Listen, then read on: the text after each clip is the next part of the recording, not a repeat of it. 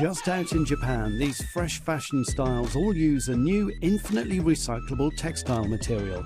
This unique yarn could help reduce the estimated 7 million tonnes of clothing waste the EU produces every year. Welcome to Green Japan, and in this episode we're exploring how this innovative material produced by microorganisms could help us shift towards a real circular economy model in fashion. We're here in Italy to meet some luxury brands who are already using it. But first, let's go to Japan to see how it's made. Tsuruoka in northwestern Japan is known for its fine food and tradition of silk making.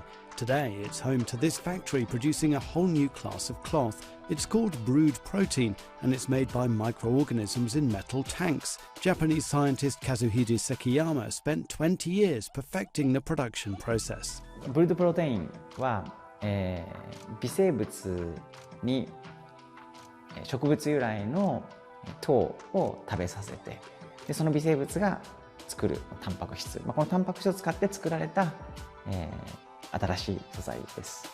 This is what the protein material actually looks like, a pale cream thread similar to wool, cashmere or silk.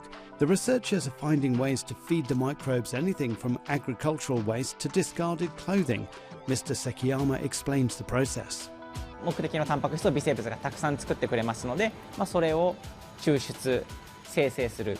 で、さらにその生成されたタンパク質、粉状のものですけども、これをさらに溶媒に溶かして繊維状に加工します。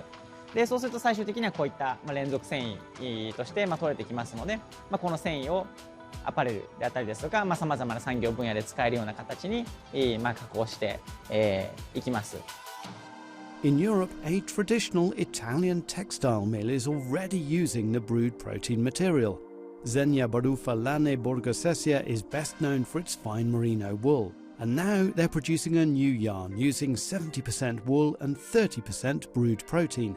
Here's CEO Lorenzo Piacentini. Che questa fibra ha delle qualità molto interessanti.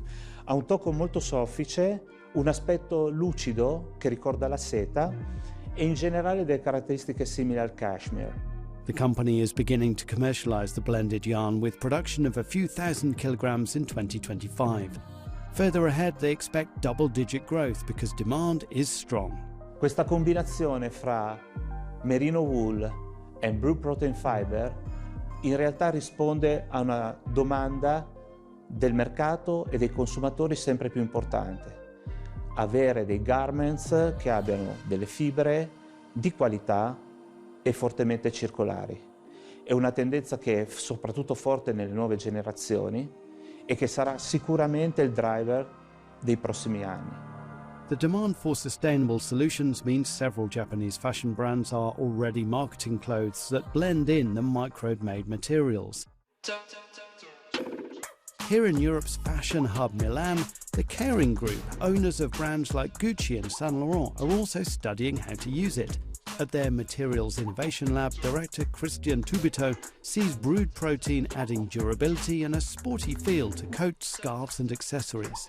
For me, every time that I touch this kind of materials, it's like to open a world of possibilities, and that needs to be discovered, that needs to be investigated. Part of that process is working with Spiber's sustainability expert Kenji Higashi in the Biocircular Materials Alliance, an industry initiative to create clothes that were conceived to be ready for recycling by microorganisms.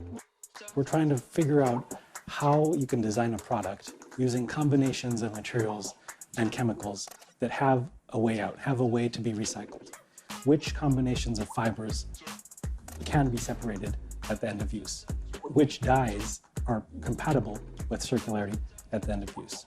There are many technical challenges to overcome, but the vision is for a new kind of recycling where biomaterials are continuously regenerated in an endless loop. The mechanical recycling has a lot of limitations. With these new technologies that are able to reproduce virgin-like materials, I think it's a big, huge ambition for the whole industry, I would say.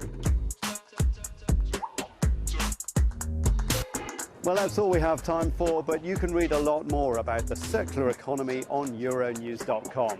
And I'll see you next time.